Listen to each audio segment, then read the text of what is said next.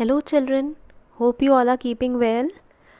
In the previous class we discussed lower levels of organization, and today we will discuss about plant tissues. Although we started plant tissues in the previous term and I told you about meristematic cells and different types of meristematic cells, if you remember. Today we will start with permanent tissues. This diagram we have discussed, right? I told you that plant tissues can be broadly classified into meristematic and permanent tissue. Meristematic tissue means it comprises of those cells which are very active. They actively divide, they are small in size and they are very thin walled. Vacuoles are absent, a very big nucleus is present. Plus, I told you that on the basis of location of meristematic cells can be further divided into three types: apical, intercalary and lateral meristem. Now, today we will start with permanent tissue. Now, children, meristematic cells, they divide and they form new cells. Now, these new cells, when they grow in size, shape, and some of them they take up a specific function, and after that they stop dividing and they stop growing.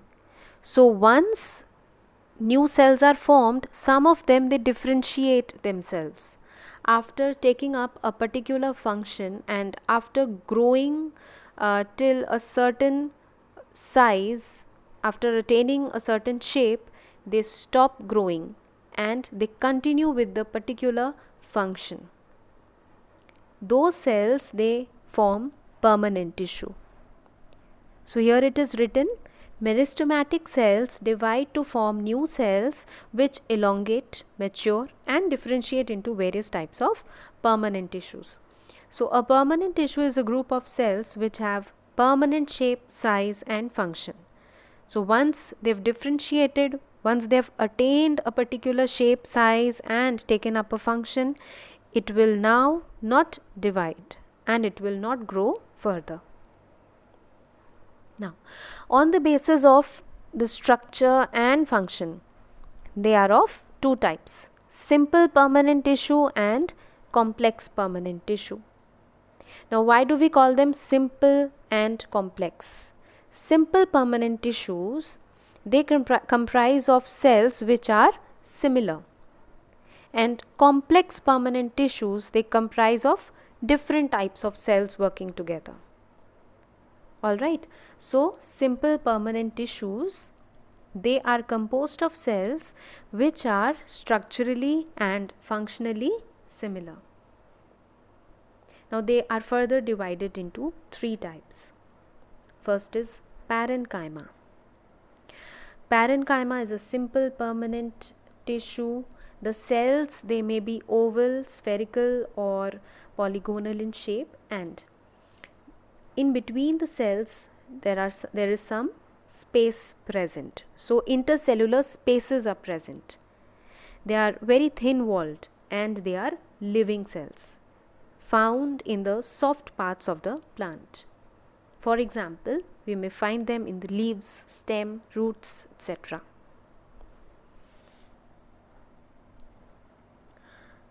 Functions.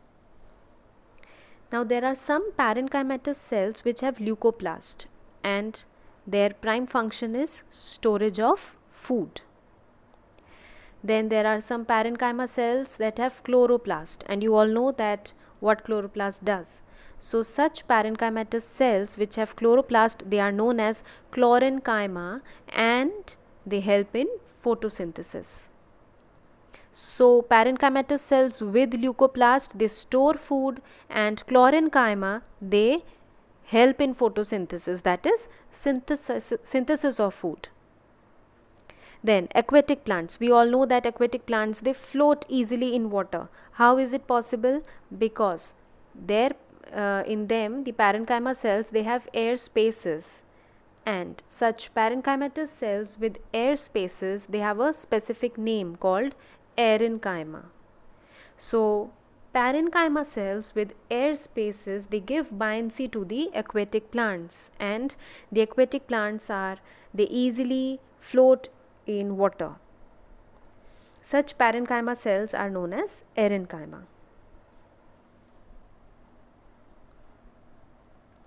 The second type is collenchyma. Again, it's a simple permanent living tissue and the cell walls are thick. The cell wall is thick, made up of cellulose. Here we do not find any intercellular spacing. Cells may be oval, rounded or polygonal in shape. Where they are found? Below the epidermal layer, in the stem and stalk of leaves. Epidermis means the upper layer. Alright. So, the upper layer, if you leave that, beneath it you will find collenchyma. Now, if I ask you children that what is the basic difference between parenchyma and collenchyma? So, the first difference that comes to our mind is that parenchyma, the cell wall is thin, whereas in collenchyma, cell wall is thick. Parenchyma, intercellular space is present. Collenchyma, no intercellular space is present. Parenchyma, they are found in the soft parts of the plant. Collenchyma, they are found below the epidermis in stem and stalk of leaves. Functions. It provides mechanical support to the plant. Now, since they are very thick walled and there are no spaces in between, so it will provide mechanical strength to the plant, so that the plant during unfavorable conditions or when we bend the leaves, everything should be intact. So, for that purpose it needs a lot of strength. Who's going to provide it? Collenchyma. Provides elasticity to the plant organs. So, the plant organs, they do not break. If we bend them up to an extent, they are not going to break because of collenchyma. The third type of simple permanent tissue is sclerenchyma. Now, these are dead cells. Since they are dead, so there is no cytoplasm inside and the cell walls are very thick. They contain lignin. Alright. Now, the cell wall here in case of sclerenchyma is having lignin. This is a point that you have to remember. Cells are long, narrow and they are pointed at both the ends. Now, where we will find them? We will find them in the hard parts of the plant. For example, the bark of the tree or veins of leaves, the outer covering of the seed, all the hard parts of the plant, they are made of sclerenchyma. Again, since there is no intercellular space and cell walls are so thick, so what will be the prime function of such cells? Providing mechanical strength to the plant, providing some rigidity to the plant. Alright, so once again children, plant tissues can be broadly classified into two: meristematic and permanent tissue. Meristematic tissue comprises of cells that are actively dividing. Permanent tissues, here once the cell attains a particular size, shape and takes up a function, it ceases to grow further. So, they form permanent tissue. So, after cell differentiation, if some cells they cease to grow, they stop growing and they take up a particular function, then we call them permanent tissues. Now, permanent tissues can be of two types: simple and complex. Simple permanent tissue comprises of similar cells. Complex permanent tissue comprises of different types of cells. Now, we studied three types of simple permanent tissue: parenchyma, then sclerenchyma and collenchyma. Parenchyma and collenchyma, they are living and sclerenchyma is non-living. Now children, I will show you this diagram. Here you see simple permanent tissues.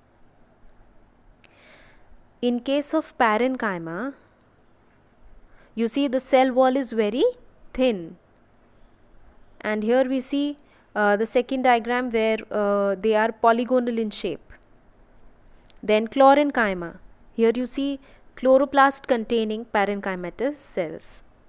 Then collenchyma tissue.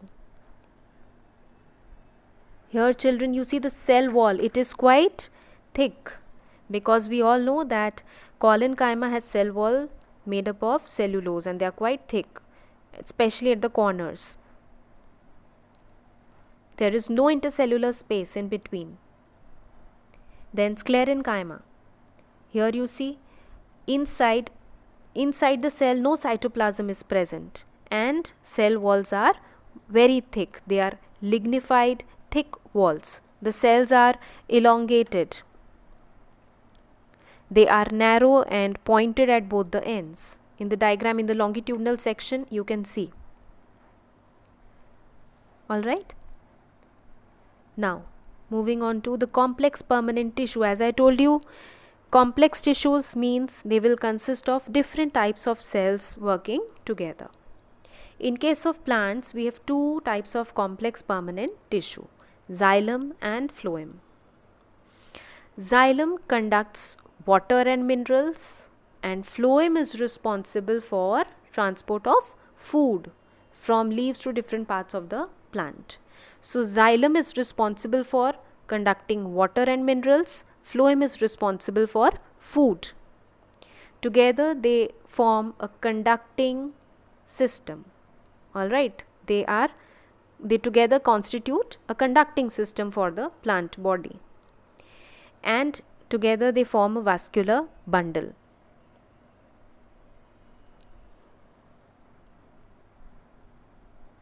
We will take up one at a time, starting with xylem. Now I told you that they have different types of cells. So there are 4 different types of cells that we will see in xylem tissue. What are they? Xylem vessels, tracheids, xylem fibers and xylem parenchyma. Xylem vessels. Now they are long tube-like cells. They are placed end to end, and the end walls in between the vessels, they are dissolved, and that is why it looks like a hollow tube. Alright, then tracheids. Tracheids are long and narrow cells. They also have tapered ends. So very much like those vessels, but they are narrow. Xylem fibers. The prime function of these fibers is to provide strength. And xylem parenchyma, it is living. The only type of cell that is living, and the prime function is to store food. Now, since xylem mainly consists of mostly it is made up of dead cells, except xylem parenchyma, rest all 3 are dead cells. Alright, and apart from conducting water and minerals, it also provides mechanical strength to the plant. Then phloem. Phloem consists of living cells. Except phloem fibers, all the other 3 types are living cells. So they are living conductive tissues, and they are responsible for transport of food which is prepared in the leaf, and then it is transported to different parts of the plant body. Again, it is also made up of 4 types of cells.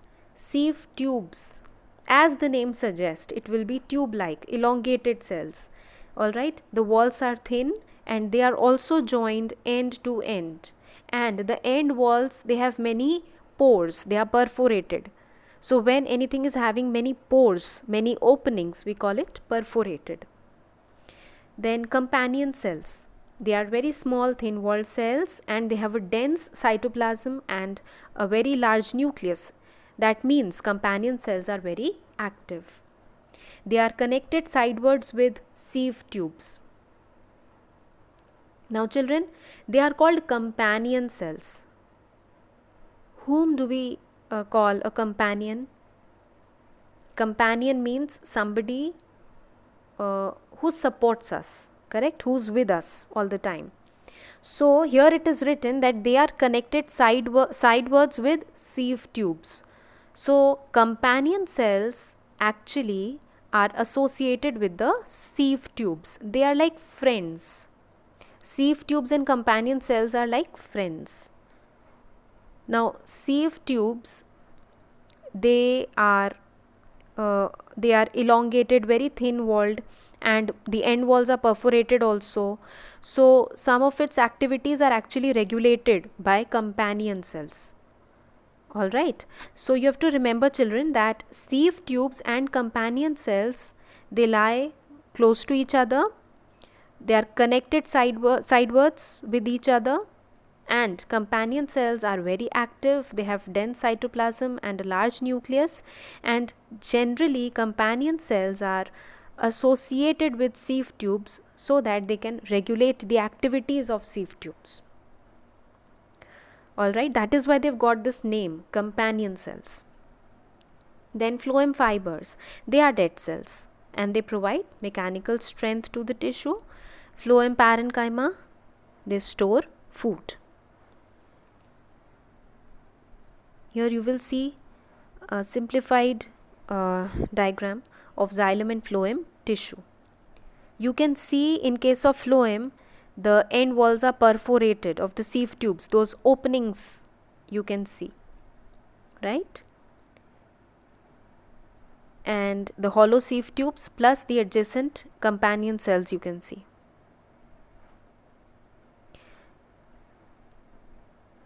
Now the perforations, the pores, openings, they are called sieve pores, and the rest of the structure is the sieve plate. Alright, the horizontal structure, that is the sieve plate on which there are sieve pores.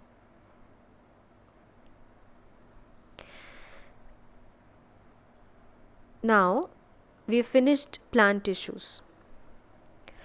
We will start with animal tissues in the next turn.